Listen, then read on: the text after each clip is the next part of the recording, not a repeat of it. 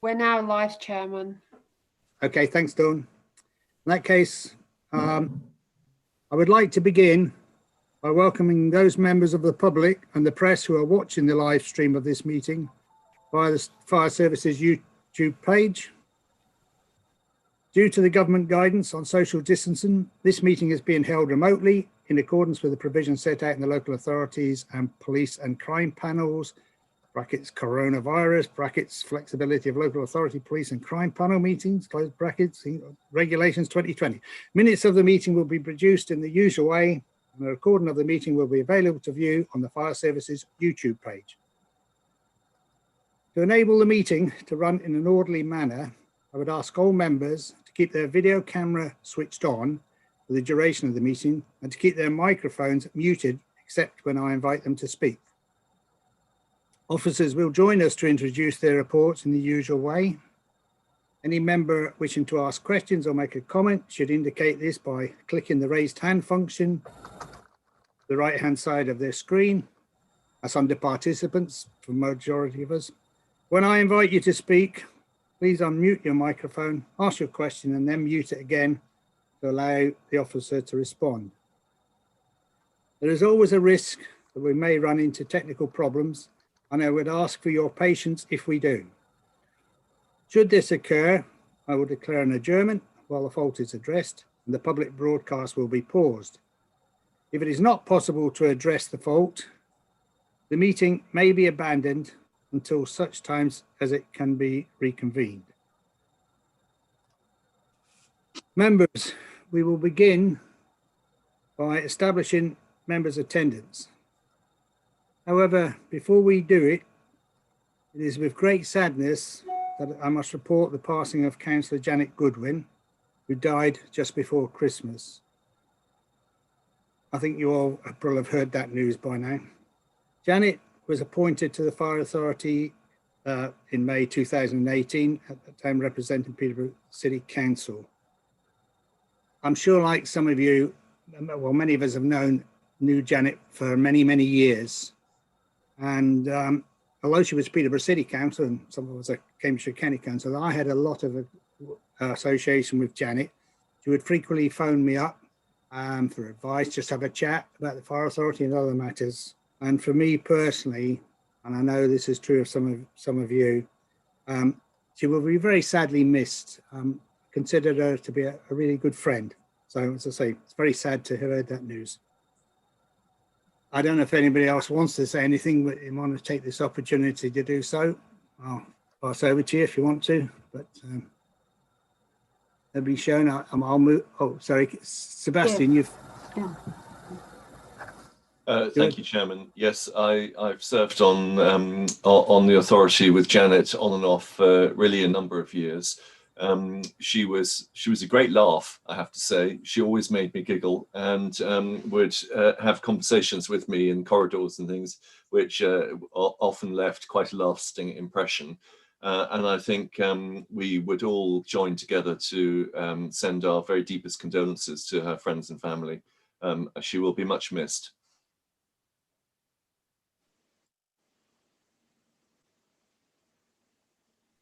Sorry, Jocelyn, do you want to come in? Sorry, I had mine. If I may, yes, thank you. Yes, I would like to say similarly that I will actually miss her too. We didn't have a lot of communication or interaction, but that which we did, as I'll certainly agree with Sebastian and with you too, Chair, that she was a good contributor and a really good sort. She was wonderful, I think, and I very much appreciated being able to work with her together on the Fire Authority. Thank you. Thank you, Jocelyn.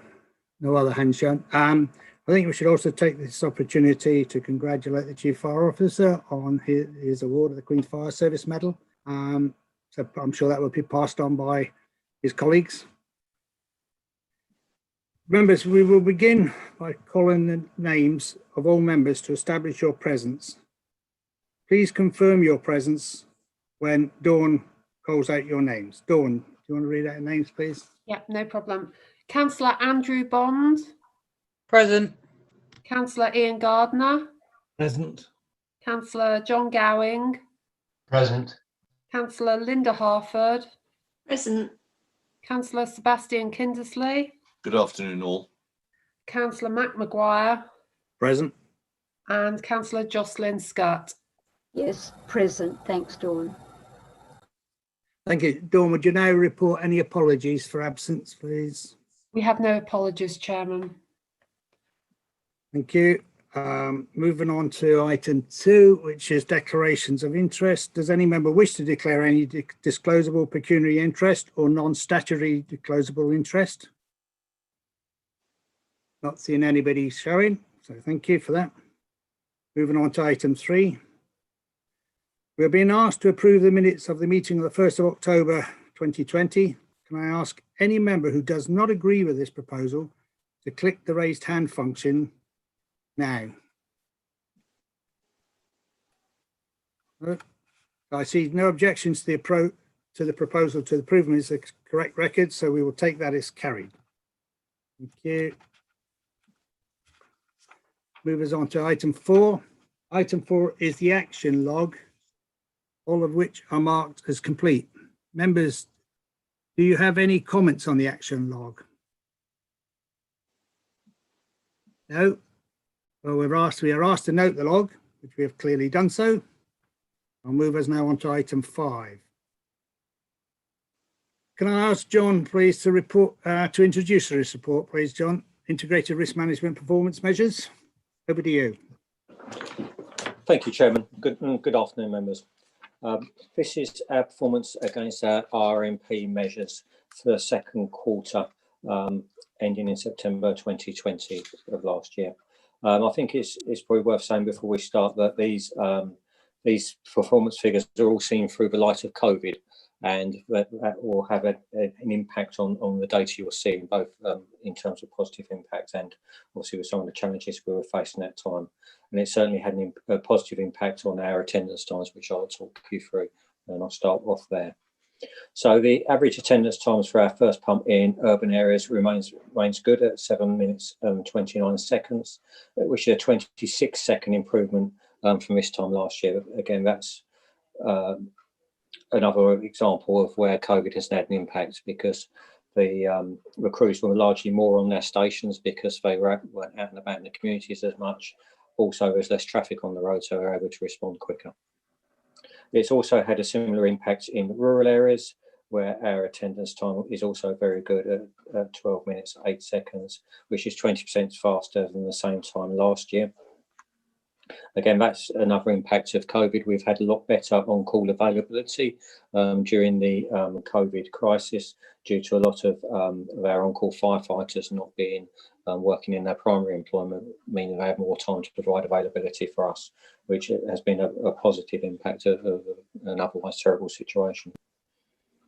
Our attendance at all incidents within the performance period is at 95%. Which is exactly in line with our performance measures. So again, that's a reflection of the improvements which we're seeing during COVID. In terms of fires, the number of primary fires have fallen compared to the same period the year before by 43. The reduction is a result of less large outdoors or agricultural fires. There is less vehicle fires as well as less dwelling fires. So really across the piece, there has been a reduction in primary fires.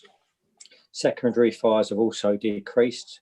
They were down 83 compared with the same period the year before.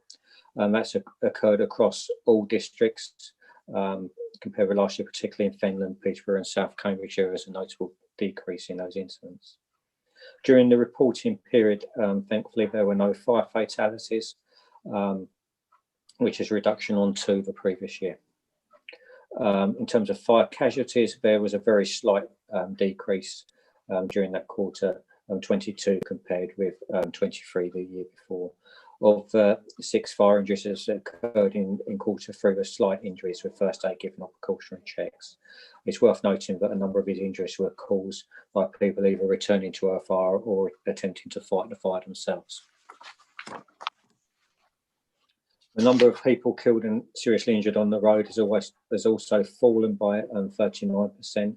I think that's probably a direct correlation between the number of vehicle movements. I mean, the roads have generally been a lot quieter during that period, so it's not surprising to see a reduction in the number of RTCs. Our attendance at special services incidents has also dropped by 12%.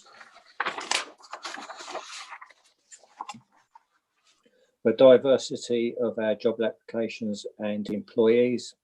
We've seen an increase in the proportion of BAME applicants over that period, although overall numbers remain broadly static. There's been a notable increase in BAME applicants to professional support roles year on year. There was 23 in 2020 compared with 8 in 2019. On-call recruits is broadly consistent with our applicant rate of BAME applicants of about 6.9%. Overall, 28% of our recruits in that period were female.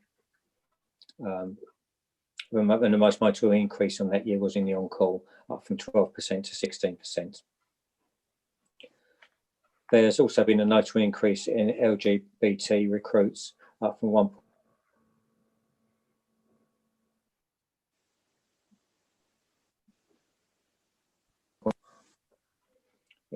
Sorry about that. Someone's trying to call me on the iPad. Okay, it's been. I think I'll leave it there in terms of recruitment. In terms of non-domestic fires, there's been a slight increase in the number of non-domestic fires. It's gone up to 70 from 57 at the same period the year before.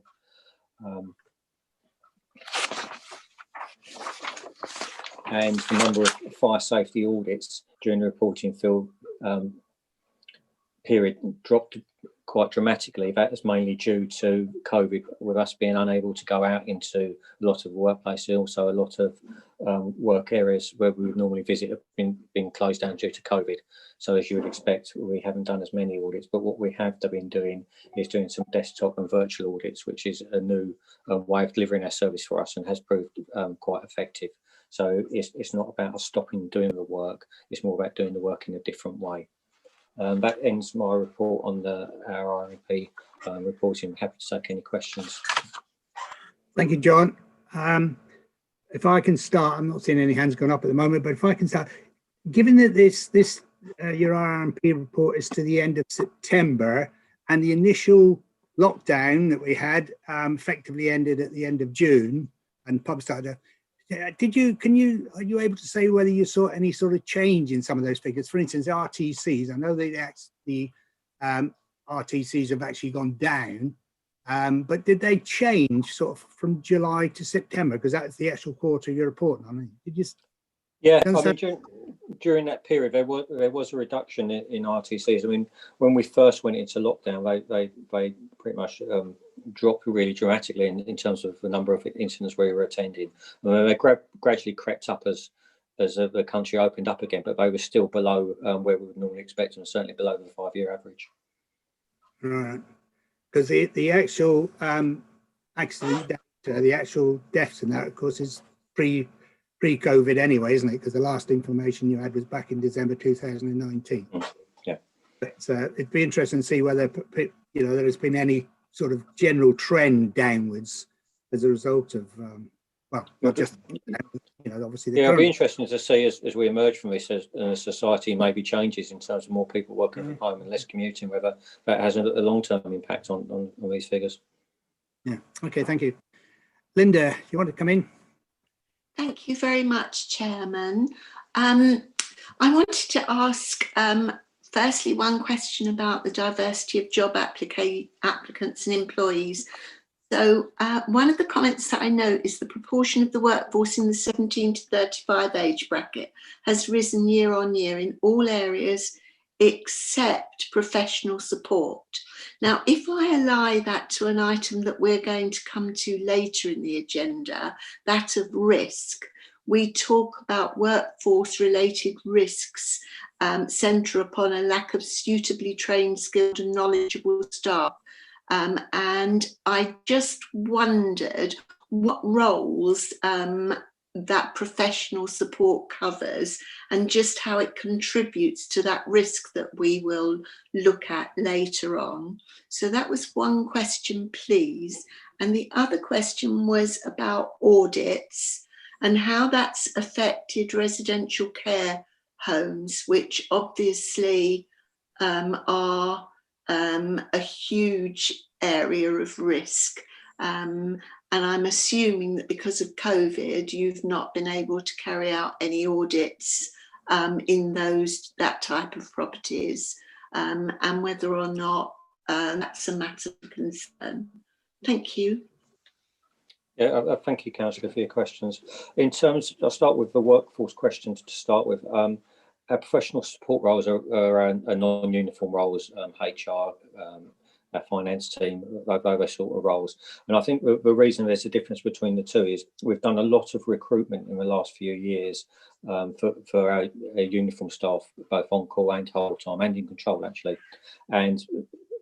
And generally, when you do recruit, people tend to apply at sort of earlier stages of their life. So we're taking on large proportions of people that are quite young.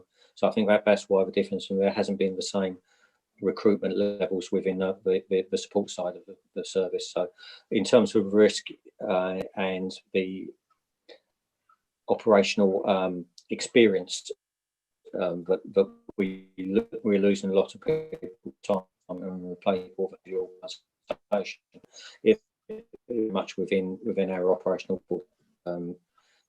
that risk exists because of the operational experience that we're losing through retirement. But obviously we're doing a lot of work to mitigate that where we can in terms of making sure we offer as good a training and simulation of incidents as we possibly can. It doesn't completely replace the experience of going to incidents, but it does really help us in overcoming that risk as much as we can. And in regards to the fire safety visits to care homes, yeah, I mean that is something we're acutely aware of. Obviously, the care homes are something we would regard as a high-risk environment for fires, except if you had a fire in area, the consequences could be quite bad. So, and we're also very aware of the COVID situation, and we certainly don't want to add to that problems.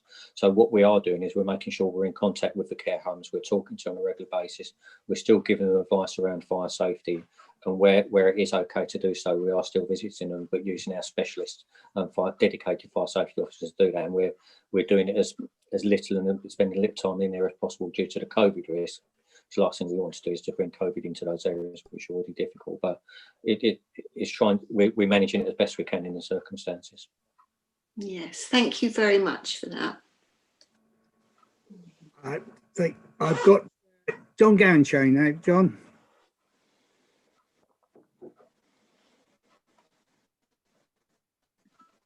John, you're still muted.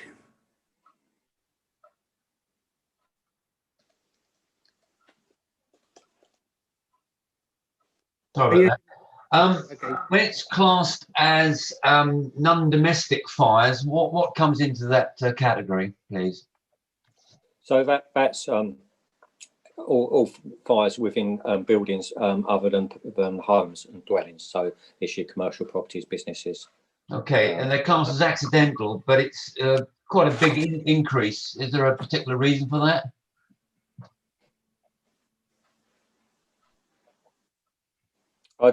I'm not aware of any trends that are actually causing it, but what I will do is I'll ask our performance team to just do a bit of analysis around what has led to the increase, and I'll put that back to the committee. Okay, thank you.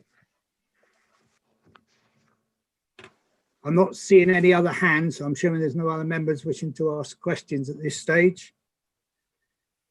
So there seems to be a general consensus to support of the recommendation, which is to note this report. So I propose to take, if anyone disagrees, can they use the raised hand function now? If you don't, we won't need to move to a vote, so we can just note the report. Thank you. So we note the report. Thank you. Right, thank you, John. Move us on to item 6, which is the independent review into the oversight of local audit and the transparency of local authority financial reporting. Matthew, I think you're taking us through this paper, aren't you? Yes, Chairman, thank you. So some of you may already be aware from wearing other hats on other audit committees as such that Sir Tony Redman undertook a review in 2019, looking really at the audit, we'll call it audit function, the external audit function, and BDO. I think they're on the call today. They will have an interest in this, but in terms of what they were looking at really the sustainability of the accounting and audit, if you like, sector, because there has been a number of challenges over the last couple of years, particularly in terms of auditors signing accounts off in line with the deadline. Because I think actually last year it was approaching like 40% missed the deadline. This year I think we're looking at 50% potentially missing the deadline. So clearly there's an issue in the market as a whole, and some key themes really have come out of the review that if you've read the report you'll see. But the sustainability and stability of the audit market, there's clearly a concern, I think, from government and across the sector that we're not attracting if you like, the larger firms in the competition into the market. Now that could be obviously as a result of fees being driven down, but clearly there's some more work needed, and that's something that certainly is highlighted. Other factors that are highlighted through the report, and I'll just pick up on the key themes really, are around who has the oversight now. PSAA, so some of you will have come across the public sector auditor appointments. So they are responsible at the moment for appointing auditors on our behalf, unless you want to do it yourself. Most organisations choose not to. But then who then manages and governs those auditors once they're in place, and in terms of holds them to account, if you like. And I think for individual authorities we can push back sometimes, but there needs to be that overview. So there's certainly some question marks raised around that through the review.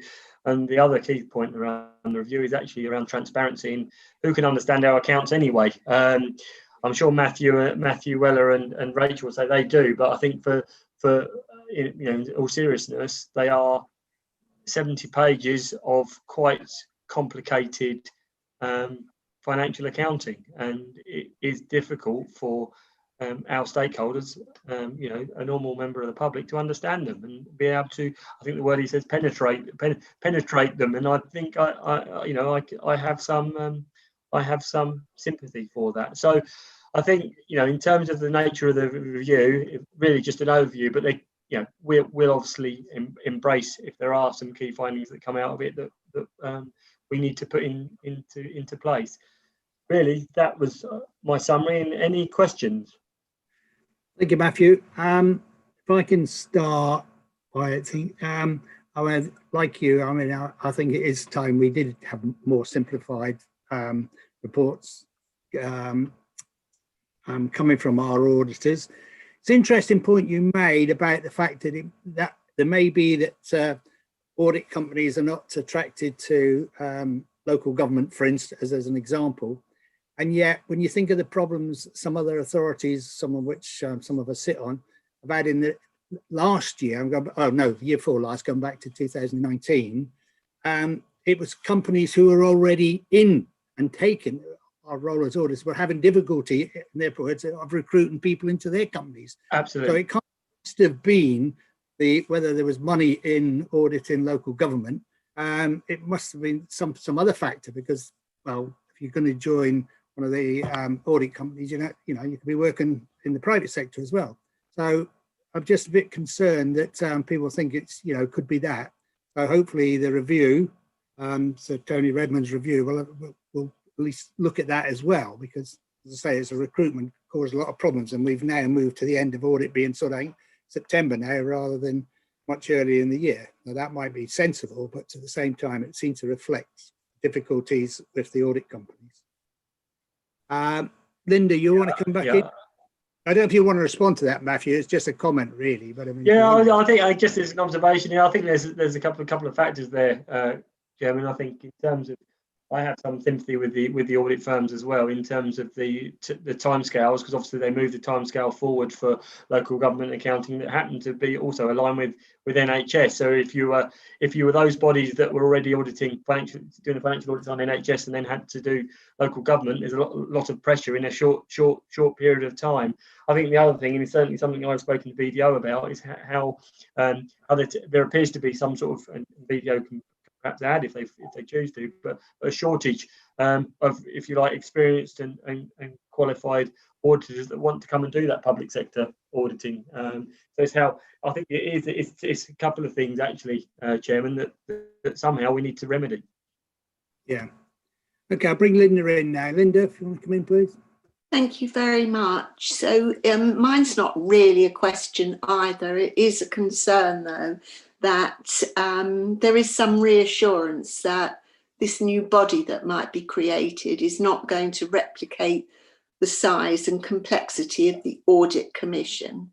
But I did wonder what that might have looked at when it was first established. And I did wonder whether or not this isn't the beginning of another level of bureaucracy, because at the end of the day, that means additional cost and responsibility for the service. And I don't doubt that, as I was reading this and the accompanied papers, that it is going to mean increased cost for us, which seems somewhat unfair, just because, you know, if the causes of the problems do lie with the inability to recruit in these companies, you know, it means we're picking up the tab again. So I do have a concern that, you know, again, we're going to see another behemoth created.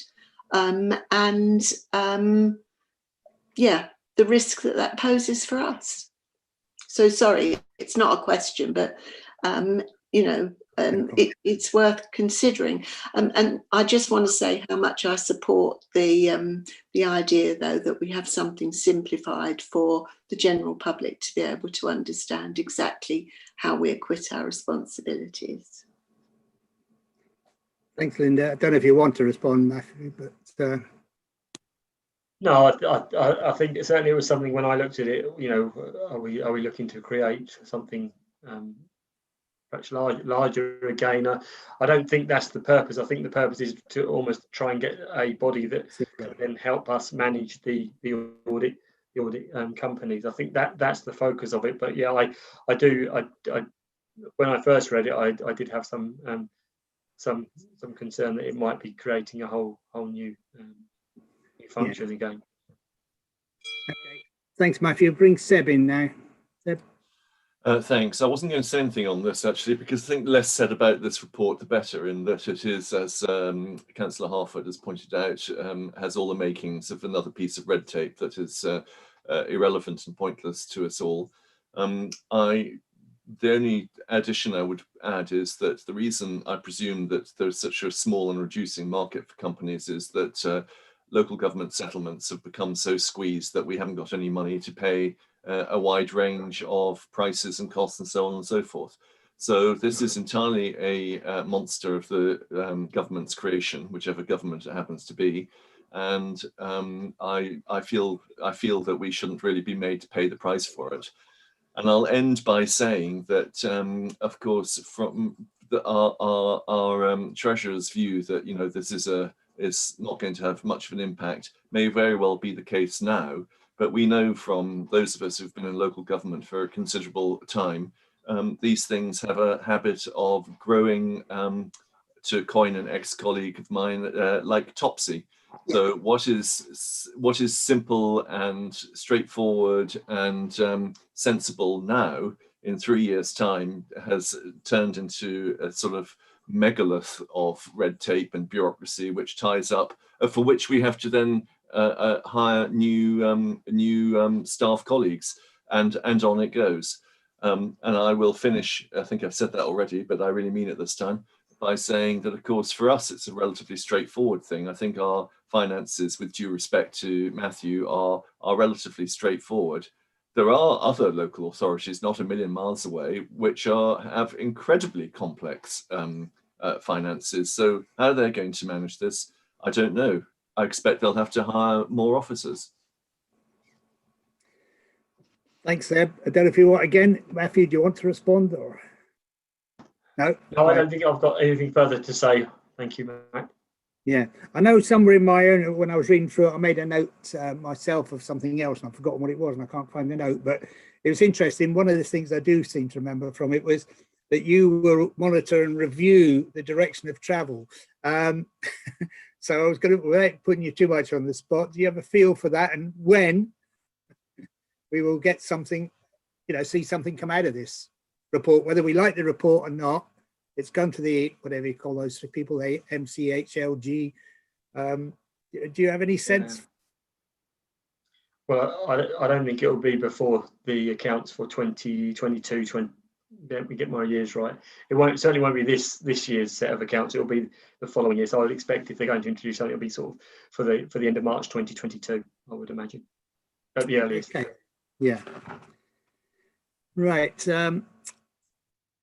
No other hands are shown, so now we should be taking the recommendation. So unless I can see otherwise, I'll assume that there's a consensus just to note the report. Happy with that? Thank you. Thanks, Matthew. Moving on to item 7, which is the annual audit letter. And again, Matthew, that's over to you. Yeah, I think just briefly, I'll ask Matthew Weller to take members of the highlights. I mean, we had a draft report that went to members earlier or late last year. So this is the conclusion of that now. It's been finalised. So I wonder if Matthew Weller or Rachel would like to just highlight anything they wish for members. I'll start on this one, if that's okay, and Rachel may come in afterwards. Yeah, fine, Matthew. Okay, so basically we issued to the Fire Authority Committee back in October our audit completion report, which detailed all the key risks in our audit and the results of our work in respect of that area. This document is largely a duplication of that report, but in a much shorter, more summarised version. So it doesn't really contain much in the way of new messages that weren't previously communicated in that report. The one key area which has changed is in respect to the pension fund, because our work was not concluded in that area in respect to back in October. So we have now added our results in that section. Other than that, the only one thing I particularly want to highlight on this report is the day we signed off the audit. So as members are most likely aware, the deadline for signing accounts last year was the 30th of November. We had our audit work complete and ready to sign on the 30th of November, but due to admin issues in actually signing the audit, it didn't actually get signed until the following day, 1st of December. So I just wanted to highlight the reason why it was that. And the reason, and sort of the main reason why we had sort of those admin issues towards the end was related to the fact that there were a number of adjustments we were sort of agreeing with management in the last 3 or 4 days of the audit. And we sort of got to the point where we'd agreed them all and were ready to sign it on the 30th, but we didn't quite get to the point of sign off till 1 day later. And I think there were 1 or 2 extra things Rachel wanted to add to that, I believe. Do you want to come in, Rachel? Yes, thank you, Chairman. So I was just going to point out that the eagle-eyed among you will have probably noticed that there is a proposal to charge an additional fee for the audit year.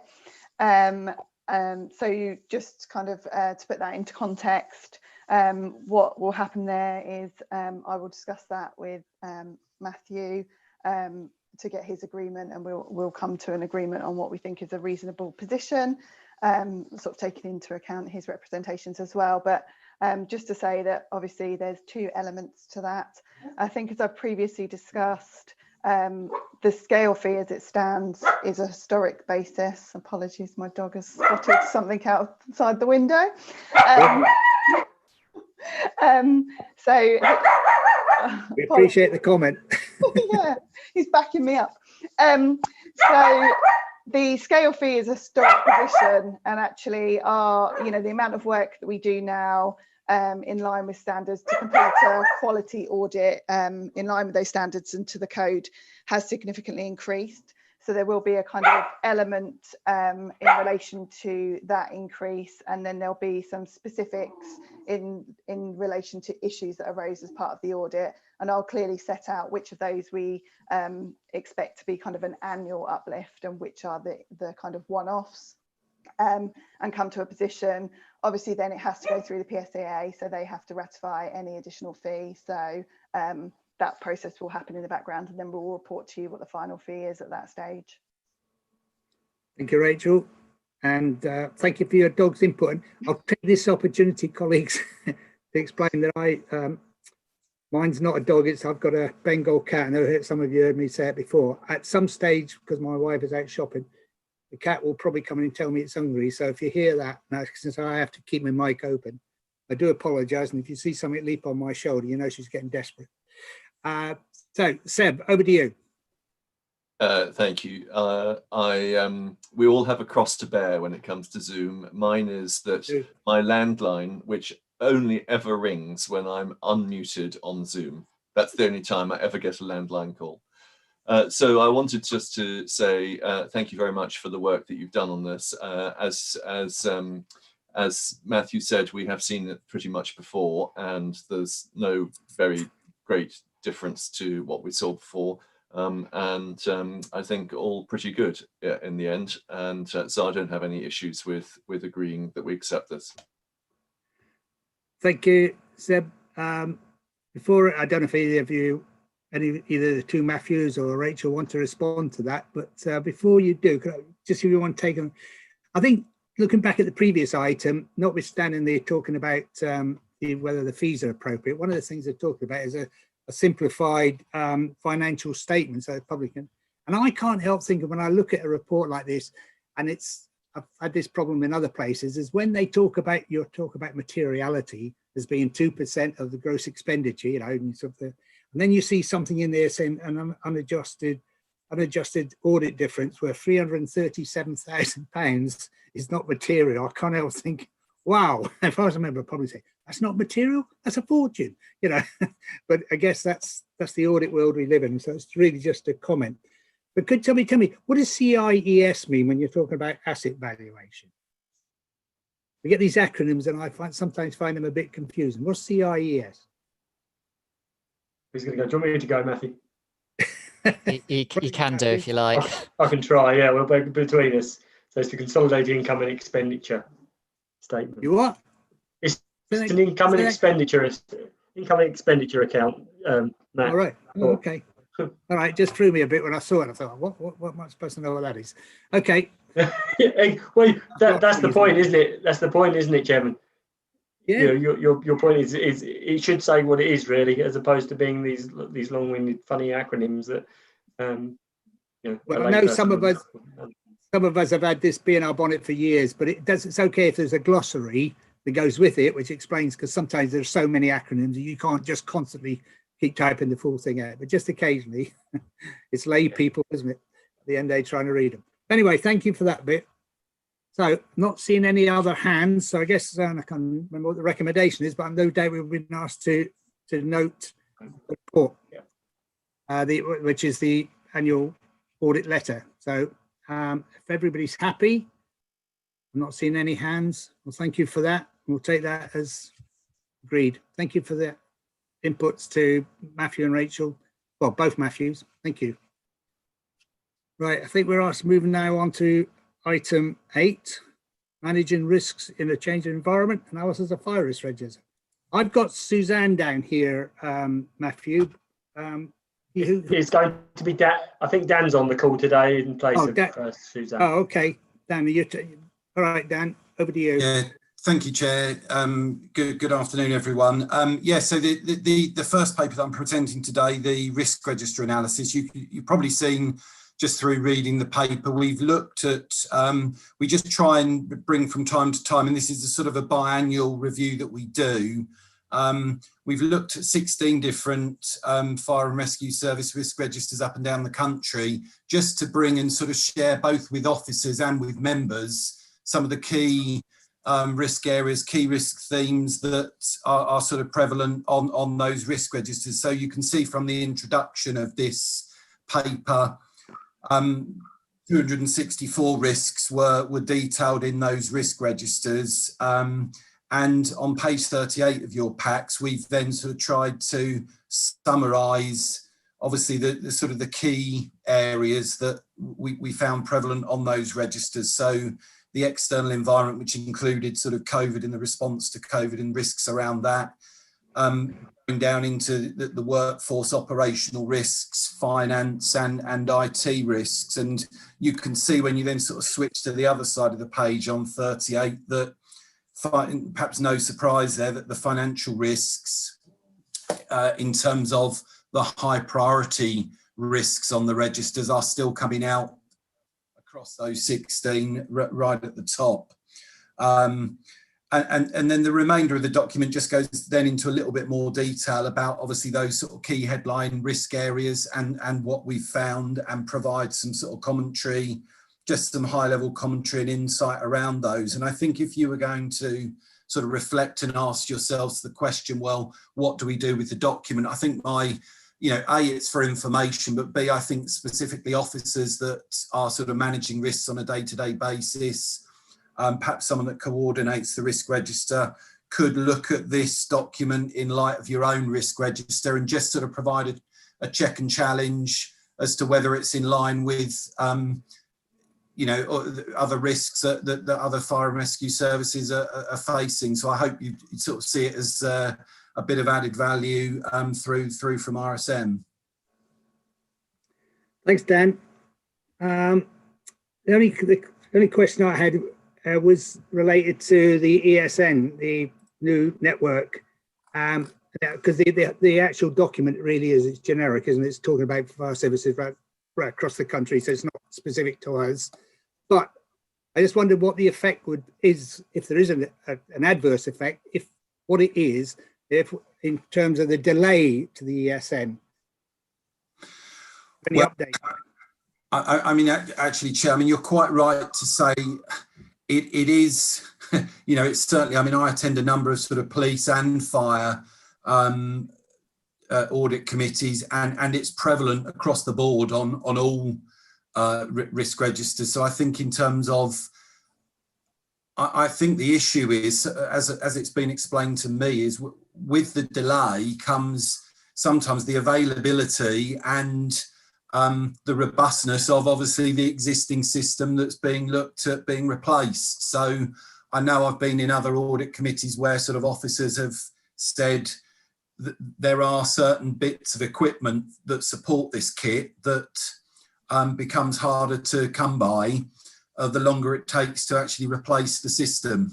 So that may not be the only issue, but I think that's one of the potential impacts with the continual delay. I think the other thing is the cost. I mean, I think I'm right in saying it's probably doubled in cost probably in the last 3 or 4 years in terms of where the cost was at 2017. So there is a, somewhat an obvious financial impact as well. Just before I bring others in, I could just say then, Dan, as Matthew knows, because I've got a particular interest in communications across emergency services, part of my own technical background is in that area. The fact that you've doubled in cost does not surprise me. It always happens, particularly if it's sort of home office engineered systems, or government generally, and this is of course a home office one. My concern though, apart from the actual cost, well, obviously there'll be eventually a cost to the user, which will include Cambridgeshire, but is the current airwave system going to stand up while we're waiting for the rollout of ESN? For those of you not sure what we're talking about, it is the new communication system, the Fireground and the rest. So anyway, but that apart, I'll let Seb come in and then I've got Linda. So Seb first. Thank you, Chairman. At this morning's meeting of the Chief Officer Group Performance Review, I raised a matter which I went into, and then it was suggested that I should repeat or raise it again this afternoon. Having looked through the agenda this afternoon, I'm not quite sure where to pin it onto. So I'm now going to pin it onto the report in front of us at the moment at page 41 of 84, where there is discussion of employee engagement and mental health. So what I wanted just to ask the service to consider is this. We are an exemplar service, and we should be seen to be leading in matters and providing our colleagues behind us with an example of how to do stuff, and what's more, an example of how to explore things that aren't necessarily standard practice at the moment. And with that in mind, this concerns the people strategy, and you'll be aware that we have so far failed to recruit a new post which is designed to help look after colleagues' mental health and well-being. And this ties in, from my perspective, with the issue of the long-term impacts of the pandemic, because I suspect that there is going to be very considerable work that we are going to be needing to do for colleagues in terms of the impact that COVID has had on everyone, and in particular in relation to PTSD. And I don't think this necessarily covers just frontline workers. I think it covers all colleagues within the service, and I would just like some time and thought to be given to what we now call horizon scanning, Chairman, so that in a couple of years' time, we are able to say, we recognized that there was an issue, or we recognized there was a suite of issues that might arise from the pandemic, from the long-term home working, there's all sorts of interrelated issues. And this is how we thought we would address it. And this is what we did to address it. And these are the results of our actions. And we commend the work that we have done to other authorities to replicate. Because I'm pretty certain that this is going to be a major issue for people in the future. Even something quite long away in our minds. We've got a couple of years of school children now who are in a very difficult position. We've got school leavers who haven't been able to do their final exams. We've got university students who this is the body of our future staff, our future colleagues, and we need to be prepared to deal with the issues that they may well be suffering from even before they join. And I think even having a paper saying, when you fill in your application to join the service, saying, we recognize there are issues deriving from the pandemic and the various lockdowns, and we've got to be seen to address that. I think it's a very important part of our future people strategy. So there we go. I've pinned this onto page 41. Whether it's the right place or not, I don't know, but there I've set it. Done. Thank you, Chairman.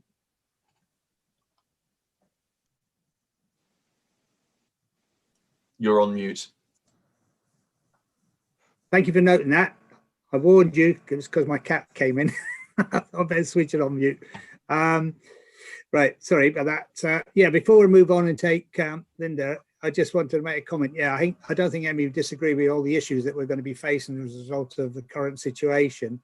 My only worry about is your term, why people keep inventing these new terms, like, is it horizon scanning, you referred to it?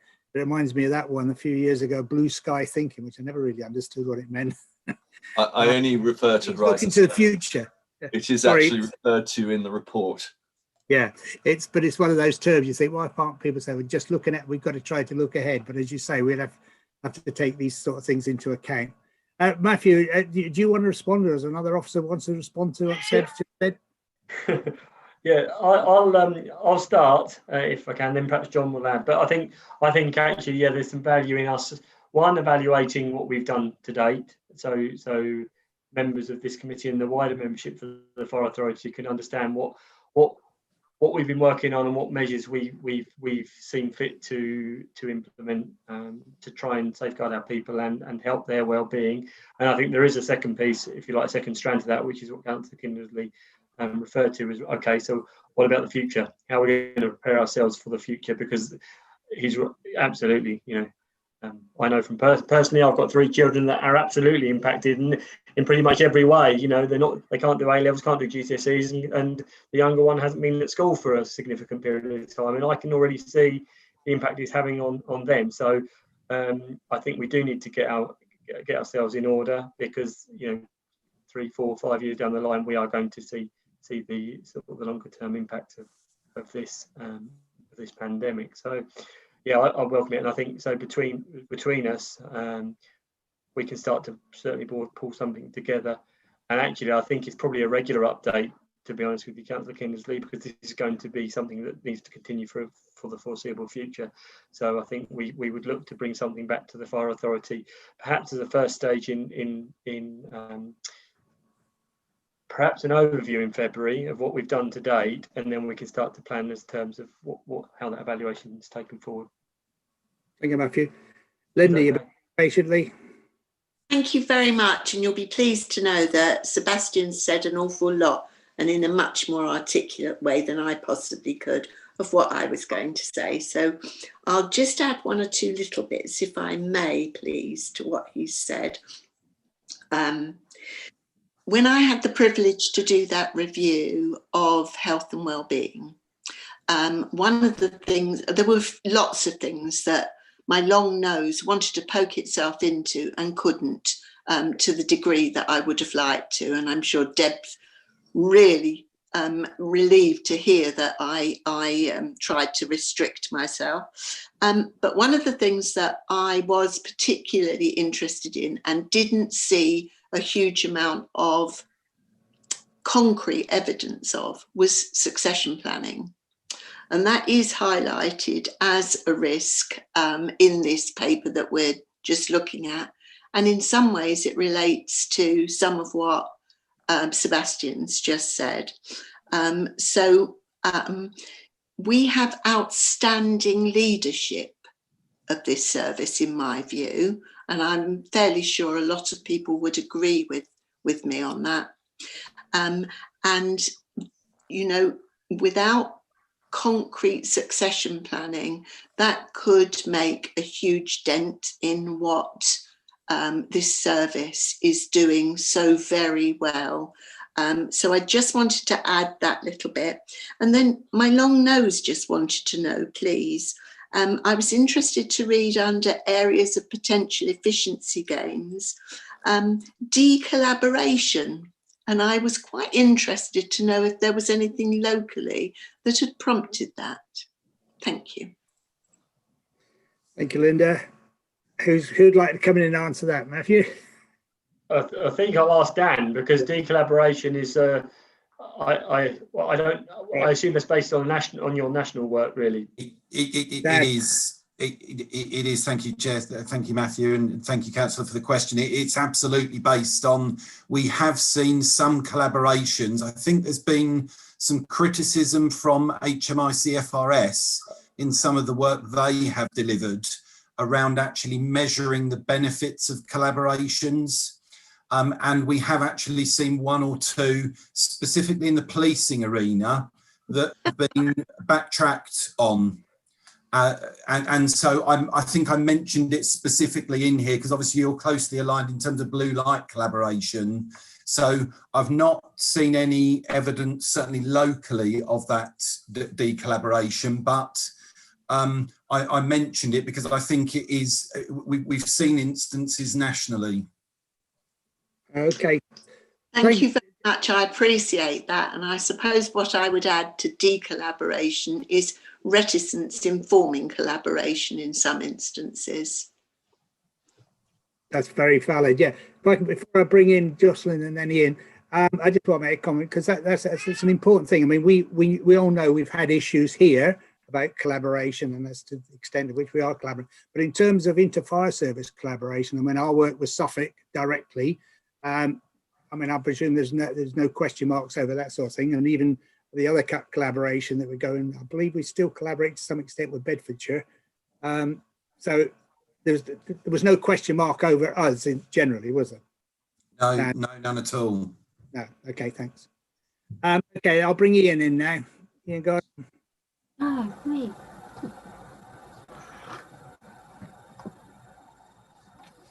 And you're still muted. Ian Gardner? Can you hear me, Ian? Yes, I can hear you, Mac, but it was Jocelyn sorry, first. So I'm just saying Jocelyn should go before me because she was in line first. Oh, according to my list. Sorry, I'm sorry, Jocelyn, if you were. I've got a list in front of me. Good. And you want No. Ian, you go then. Yeah, you go, Right, Ian. Yeah. the way it comes up in front of me, I'm afraid. If that's okay with you, Jocelyn. Well, my thought is with regard to collaboration, particularly with regard to all the flooding that we've had recently in Huntingdonshire. I think we need to be looking to be working with our partners in the county council, the district and the police and the environment agency, so we can make sure that everybody is working together when we do have major floods like we had in my division in Auchenbury prior to Christmas. So I do think we need to continue our collaboration work going forward, you know, because that I think is vital, because we can't have all these different authorities going in different directions when you have a major issue like flooding, like we had in Auchenbury before Christmas. You know, that leads to more problems, and I do think we need to look at that and work with the other partners on issues of that nature. So I certainly wouldn't want to see decollaboration at any point with regard to the flooding issues and those sort of major incidents throughout the county and Peterborough. Thanks, Ian. Any comment back to that before I bring Jocelyn in? Yeah, if I could, Chair, I just wanted to reassure Councillor Gardner that during the flooding, we worked very well with the other authorities. We had regular, what we call strategic coordinating group meetings and tactical coordinating groups meetings, where all the different agencies involved work very closely together on this. And one of the things we will be doing is debriefing what happened to see what lessons can we learn, and so we can work more effectively together when this happens again, because undoubtedly we will face further flooding again, despite everyone else's best efforts. Thanks, John. Jocelyn. Good. Thank you, Chair. Yeah. I wanted to, of course,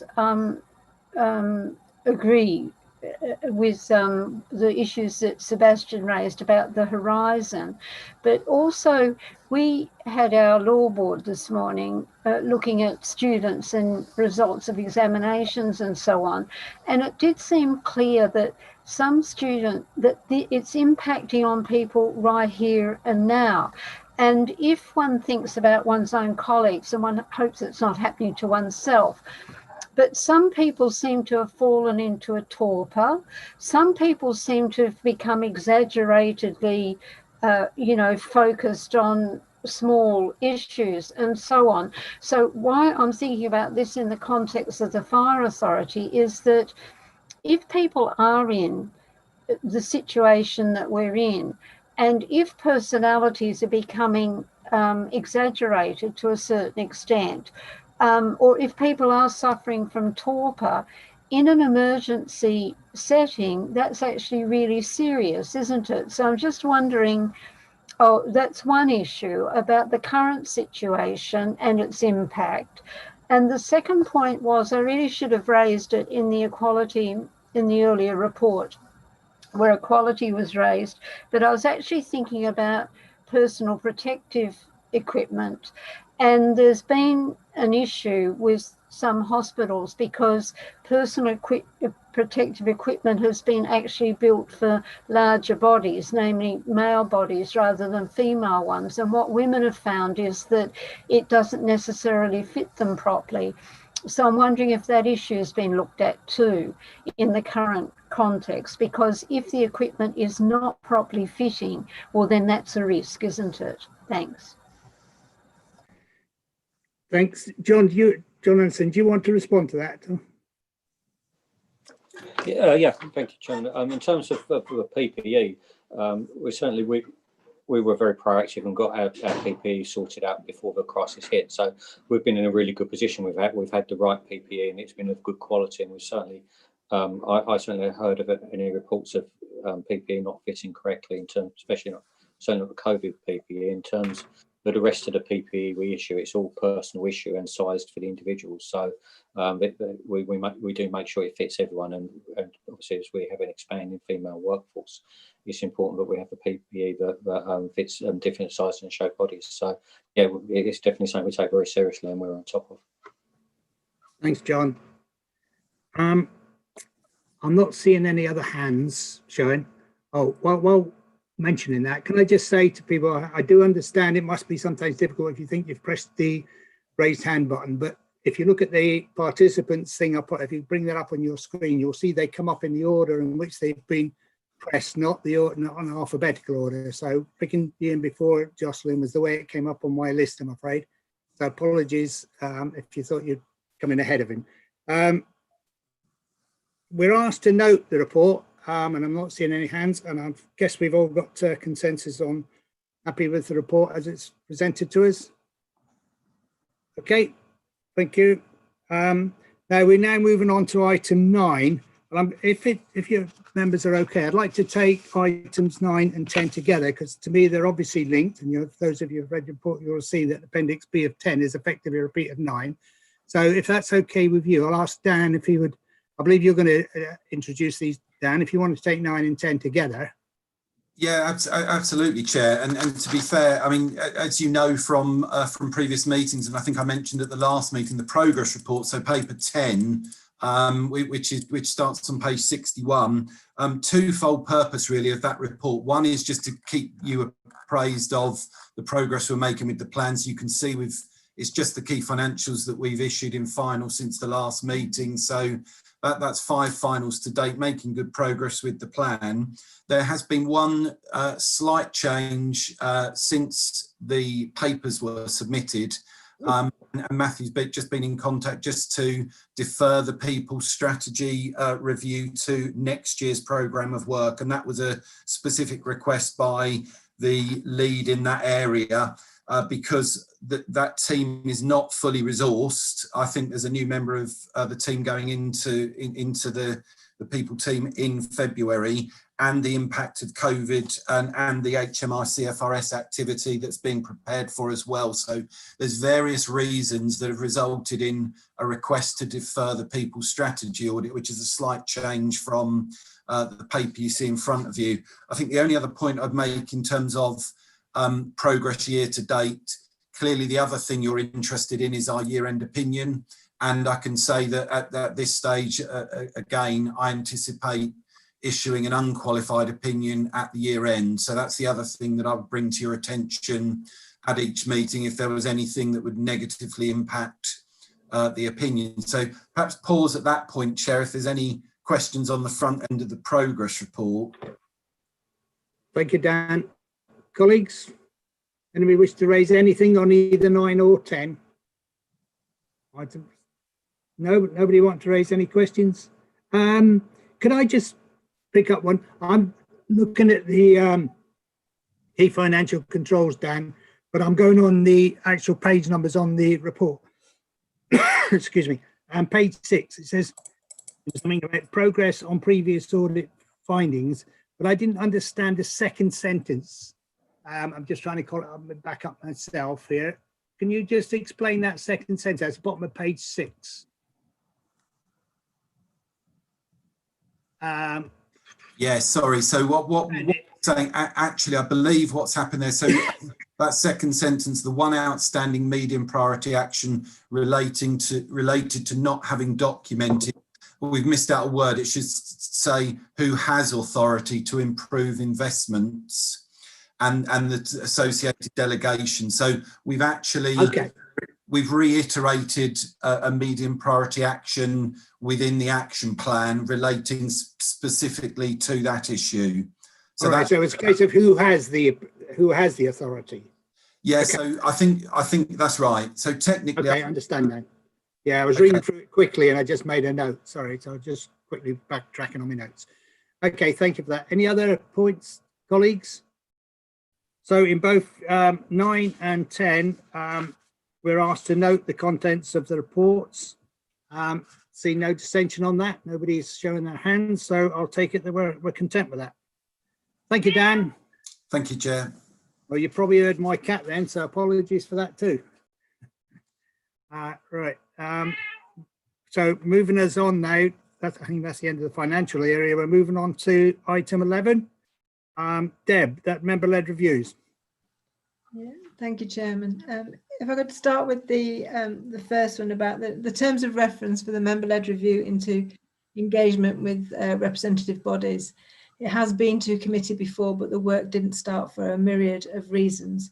So I've brought it back to committee today to ask if committee are happy for that review to start now, with Councillor Maguire as the lead and Councillor Gowing helping. There's no other significant changes to the terms of reference, but I'd really like to get that piece of work started and finished in time for the next committee in April.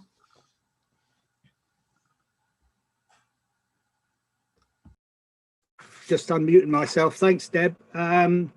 I mean, I'm obviously content that we start it, and I'm sure Councillor Gowing John will be also happy with it. I don't mind whether he's the lead or I'm the lead, but we're both doing it. So as soon as you tell us when you want us to get involved with whatever you've outlined in terms of the programme, then I'm happy with it. John, are you? Yes, I'm more than happy, thank you. So we'll leave that for you to liaise with us then, Deb, and we'll get on with it as soon as possible. Okay, thank you, Chairman. And your other one? The next one, again, is another piece of work that was started what seems like an age ago, but for a myriad of reasons, again, not least of which is an overwhelming volume of activity by the service, changes in key personnel, and the starting of firefighter recruitment campaigns. This piece of work has been stop, start. I would like to ask if we could bring a final report to committee in April. Can I just interrupt you, Deb? We're getting some breaking. I don't know you were breaking up there for me. I don't know if it was the same for other people. Something was coming across the top of us there. Can you just repeat that, Deb? So the member-led review into approach to recruitment has been stalled over a significant period of time. We've been overwhelmed by the volume of activity by the service. There's been some changes in key personnel and some changes in direction of travel. And we've also restarted firefighter recruitment campaigns, the latest of which opened on Monday. And within 2 hours of opening, there were 200 registrations and climbing. But what I'd really like to do is to ask if Councillor Kindersley and Councillor Scott would still like to work with me to bring a final report to committee in April. One of the reasons why it did stall a little bit before is because we wanted to try and understand the last firefighter recruitment campaign in terms of BAME and female recruitment. That data is now available to us, which we'd like to include in the report, but it's really to just update members on it. It hasn't gone away, it's been bubbling in the background, but we really want to sort of like draw a line in the sand and bring the final report in April, if everybody's in agreement.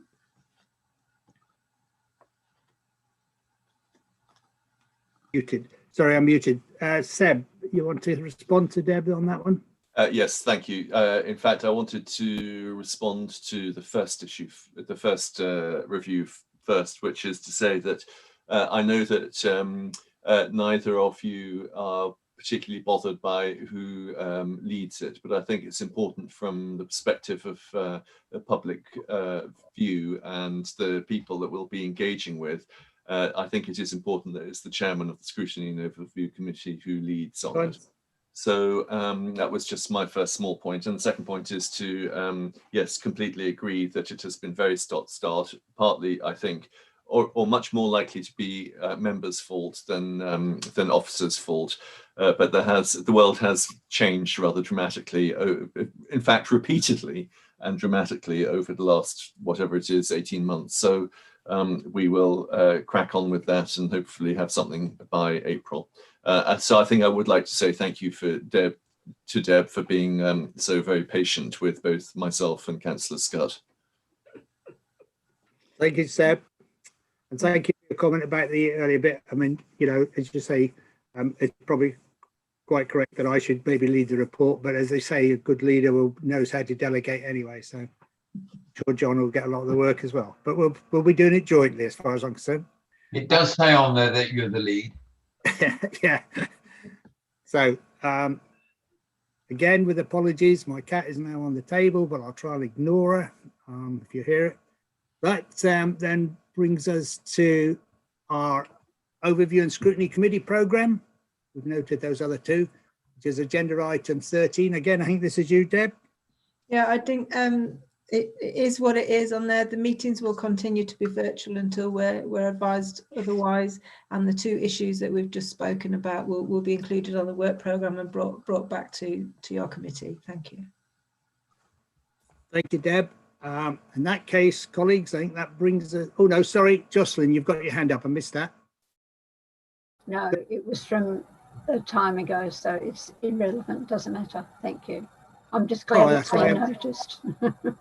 Okay, sorry, Hannah. Right, in that case, colleagues, that brings us to the end of the meeting. So I'd like to thank you all for your attendances, both members and officers and others. So thank you very much, and look forward to both the member-led review, getting involved in that, and our next meeting.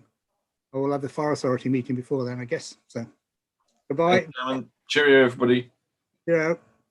Thanks, bye. Thank you. Bye-bye. Cheerio.